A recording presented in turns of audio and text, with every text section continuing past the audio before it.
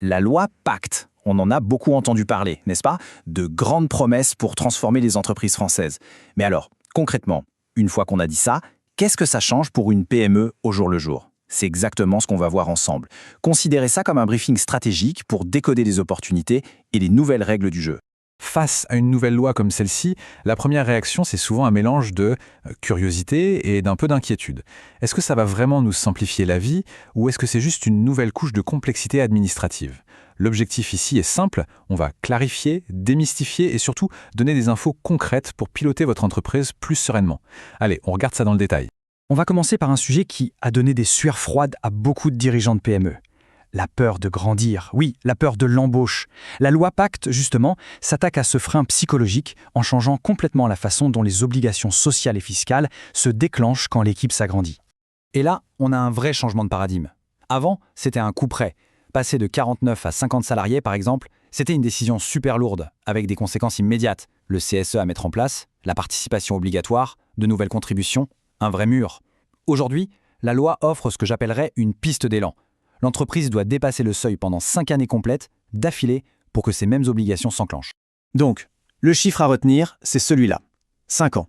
C'est une période de stabilisation qui n'existait pas avant. 5 ans pour absorber sa croissance, pour se structurer, pour anticiper tranquillement les nouvelles obligations sans être pénalisé pour son propre succès, ça donne une visibilité et une marge de manœuvre qui sont juste énormes. Le message est donc limpide. Ce fameux verrou à la fois psychologique et financier a sauté.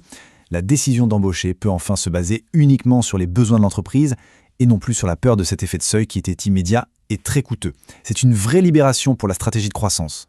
Bon, maintenant qu'on peut grandir plus sereinement, passons à un autre levier stratégique hyper important. Comment on fait pour attirer, pour motiver et pour fidéliser les talents? La loi Pacte, là aussi, a pour but de rendre le partage de la valeur plus simple et surtout plus attractif pour les PME. Pour bien comprendre le cadeau que fait la loi, il faut d'abord savoir qui était l'ennemi, le forfait social. Imaginez une taxe de 20% qui venait plomber les primes d'intéressement ou de participation.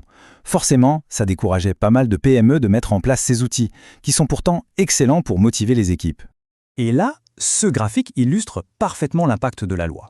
Pour une PME de moins de 250 salariés qui met en place un accord d'intéressement, le forfait social est supprimé. Zéro. Il passe de 20% à 0%.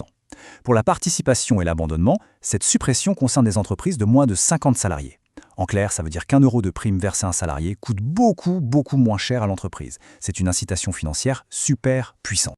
Dans cette même logique de simplification, la loi Pacte a créé le plan d'épargne retraite, le fameux PER. L'idée, c'est de fusionner tous les anciens dispositifs, Perco, Madelin, etc., en un seul produit bien plus souple et plus facile à comprendre. Pour le salarié, l'avantage, c'est de pouvoir déduire ses versements de ses impôts. Et surtout, la grande nouveauté, c'est qu'on peut récupérer son épargne en capital à la retraite, et plus seulement en petites rentes mensuelles. Croyez-moi, c'est un argument de poids pour attirer les collaborateurs. Après ces changements très concrets, très opérationnels, la loi Pacte nous invite à prendre un peu de hauteur. Elle introduit une dimension un peu plus philosophique, c'est vrai, mais avec des conséquences très concrètes sur le rôle de l'entreprise dans la société. Cette citation de Blanche Segrestin résume tout. En fait, la loi modifie le Code civil pour dire qu'une entreprise n'est pas là uniquement pour faire du profit et servir les intérêts de ses associés. Elle doit maintenant être gérée en prenant en compte les enjeux sociaux et environnementaux de son activité. C'est une reconnaissance par la loi de l'impact de l'entreprise sur tout son écosystème. Alors, la loi nous propose une sorte de parcours en 3 étapes. Le premier niveau, c'est la base. C'est désormais obligatoire pour tout le monde. Les 2 autres, c'est une démarche volontaire. Inscrire une raison d'être dans ses statuts, c'est un peu comme graver sa vision et ses valeurs dans le marbre.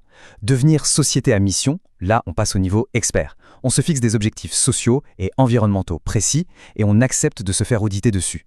C'est un engagement fort, c'est sûr, mais c'est aussi un outil formidable pour se différencier. Allez, pour être sûr que tout ça est bien clair, on va récapituler l'ensemble de ces transformations. Ça permet d'avoir une vision synthétique de l'impact de la loi Pacte. Ce tableau, c'est vraiment le résumé parfait. Pour les seuils, on passe d'un couplet à une période de grâce de 5 ans. Pour l'épargne salariale, on dit au revoir à une taxe de 20% pour la plupart des PME. Pour la retraite, on passe d'un puzzle super complexe à un produit unique et flexible.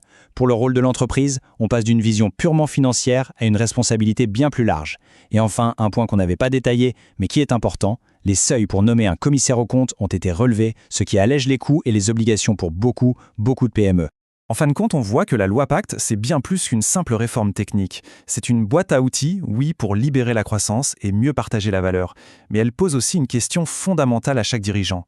Au-delà des chiffres, c'est quoi la finalité? C'est quoi la contribution unique que votre entreprise veut apporter? La loi a ouvert le cadre, maintenant c'est à chacun de nous de définir sa propre mission.